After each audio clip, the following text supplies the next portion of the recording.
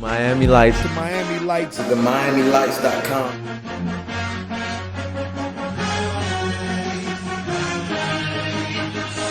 What's going on, everybody? It's man Randy Grice of the MiamiLights.com, and I'm here with the beautiful Maya. How you doing today? I'm good. How are you? I'm doing all right. It's kind of hot in Miami, huh? Yeah. So how's everything going with you? Everything's great. No complaints. Yeah. And yourself? Everything's going pretty good. Working hard like I should be. Mm-hmm. So what's going on with music? What's that like now? Music is very independent for me as far as the business portion of it. Okay. Still making music, every day of my life, really. I have my own studio, my own label. It's called Planet 9. And I've put out 4 projects on there so far. The latest is Kiss, the album that I just released worldwide on February 14th, 2012. And it stands for Keep It Sexy and Simple. It's nice. What's the experience like, I guess, from being on a major label situation to being independent? Being on a major, obviously, you have to wait in line on a roster among hundreds, maybe even thousands of artists. You don't necessarily control your budget and have access to it, so you don't know where the money's being spent. But with an indie artist or independent label, you see everything, but you're also responsible 100% plus for every dime. So, it's actually been a learning experience, empowering experience, and creatively I've been really, really free to do what I want and do all kinds of projects from mixtapes to albums, overseas, wherever, and generate my own business deals. So I'm enjoying it. That's good. All right, I was talking to my man Avant maybe 2 weeks ago. He was down here performing for Florida Memorial University. They had their homecoming, and I asked him about the state of R&B. I asked him, what do you think about R&B? Is it still relevant? What do you think? Is R&B still relevant? Do people still, is that same soul still in R&B? Music is always relevant, period. You might not necessarily hear it on the radio the way you used to when Whitney Houston or Mariah Carey and Toni Braxton were played on the same stations that play predominantly rap and club music right now. But it's always present. Soul music is always present. You just may have to go to a pub or, an underground spot like B.B. King's in New York to hear it and get the live experience. But a lot of artists are touring. They might not necessarily be on the same channels like MTV and VH1 or BET because of the video channel rotations not happening. You really don't see that many videos and artists being promoted right now in R&B that used to be. But, generational gap and music is different now, as far as what rules the airwaves. And that's predominantly hip-hop, which is not bad, but there is a little imbalance. So people think that R&B has died, but it's not true. Are you a hip-hop fan? I am. Who are you listening to right now? Jeezy. Jeezy, that's it? That's no it right Yeezy? Now. No, What? just Jeezy right now. I'm going hard in the gym, and it gets me pumped, so Jeezy right now. All right, that's what's up. You mentioned Whitney Houston a few moments ago, and as you know, she did pass a few weeks ago. What do you remember of Whitney Houston? Did you ever meet Whitney? Yeah, I met Whitney a couple of times, and I actually had the honor and privilege to perform with her on Michael Jackson's 30th anniversary with Usher. And she's a very spiritual woman. I believe she left a body of work and a presence that's here forever. Whether her external has passed on or not, she's still here with us, and it is a tragedy.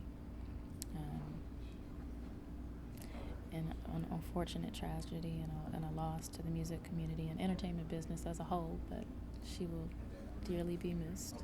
Exactly. Yeah. Who were some of the people that you looked up to? You're a veteran in the business now, but coming up, who did you look up to? I looked up to a lot of entertainers in the theater. Oh, really?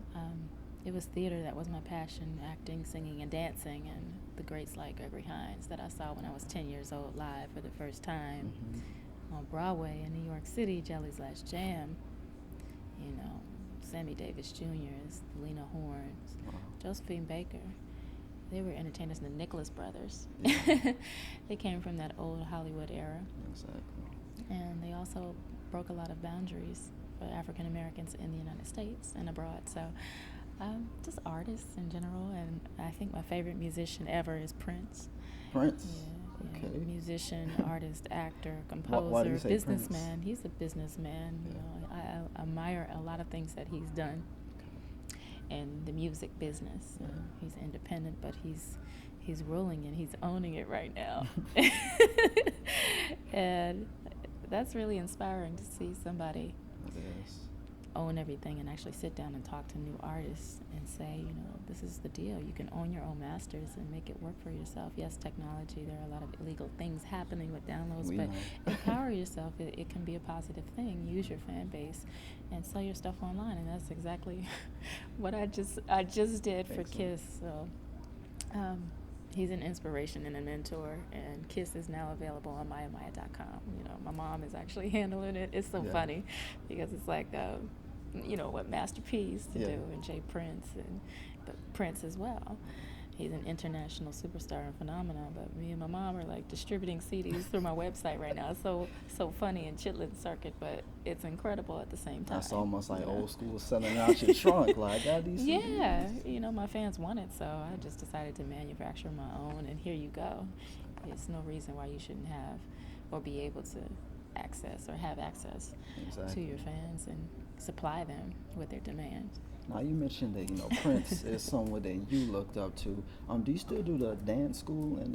It's not a dance school, but I have a foundation. It's called the Maya Arts and Tech Foundation, tmatf.com, and that happens every summer in Washington, D.C., where I'm from, in the inner city. And what we did for the first couple of years was team up with a charter school that used funds, and apply it to my summer program, which consists of a lot of classes now. It's grown and evolved every year, but some of the classes are Taratibu, which is an African art form of discipline, spoken in Swahili, sound engineering, which I actually teach, life skills, there's hip-hop dance, there's step and precision, there's computer skills class, but to keep the kids busy and also empowered, educated, and become independent thinkers. It's really, really fun, but they're learning. They don't know it. They're learning at the same time. Yes. Through the arts and entertainment, which they love, So if you keep it interesting, you really, really can see some results. Exactly. I'm sure a lot of those kids that attend the camp, they look up to you just like before you looked up to Prince and still continue to look up to Prince. How does something like that make you feel? Not only as an artist, but just as a woman in the community. Well, kids have always been my first love. My first job was teaching dance. And that was to 2-year-olds all the way through 18-year-olds. And there's a bond, there's a relation. I didn't really care how my teachers taught me.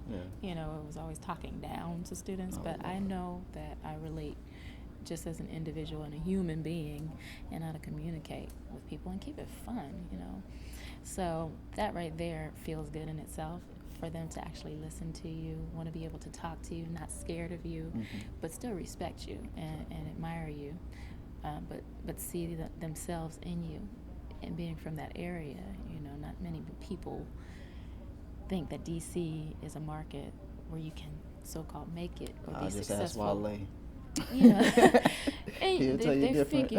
They figure, you have to be in Hollywood or New York, and what is that? We don't know what that is. We see it on TV, but that doesn't exist here. So how do we get there? And I'm from that area, and they consider me successful. So that in itself feels really, really empowering and hopeful to the kids. All right. Now, social networking, of course, you already know is very big right now. Are you a big Twitterer? I am. Tweeter? I tweet every day. Do you take, tweeting seriously? Like if someone says something crazy to you on Twitter? You know what? I've practiced discipline over the last 3 years. Twitter has taught me that. I say I will not respond to negative energy in a negative way, and that applies to my daily life. Once you feed into it, it can snowball into something, and I've had to train myself not to, because people, hide behind faces and screen names and really don't want to come forward with who they really are, and just, want to vent, and I understand that helps them gain their own self-esteem, even on the blogs. A few more followers, but you maybe. Can't, I want to personally find addresses sometimes and go to their door and say, you know what you just did? Do you know what you just said? Do you know who you're talking to? I really get the urge to do that. I think if you did that, I'd be like, I made a mistake. But, you have to train yourself to just brush it off and not respond. So I try to keep it positive as much as possible on Twitter and send words of inspiration, and you would be so surprised how useful it can be for those kind of things. Yeah. Exactly. Well, we appreciate your time, and be sure to keep on following us on the Miami Lights. And you can go ahead and shout out your Twitter. Hey everybody out there, it's your girl Maya, and I can be found on Twitter at twitter.com/Miss Maya, MISSMYA. And don't be hating on Maya or the Miami Lights. Amen. AIS